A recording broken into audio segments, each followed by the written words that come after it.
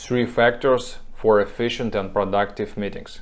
Hello, my name is Alex, and in this video we're going to review 3 factors for efficient and productive discussions for your meetings. So let's start. Factor number 1, it's a goal. Make sure that you have well-defined goal for your meeting. Ask yourself, what I'm trying to achieve by making this meeting to happen. If you don't know the answer on this question, you should not make this meeting. Factor number 2, it's agenda.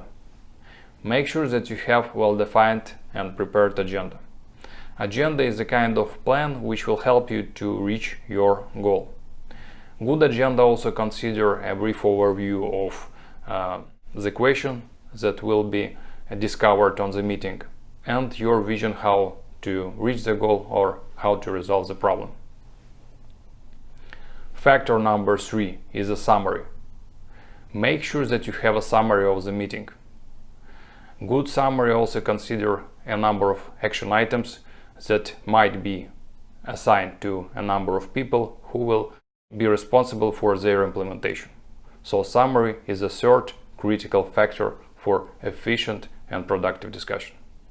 Of course, there are much more different factors that need to be considered, but those 3 are the most critical in my personal opinion.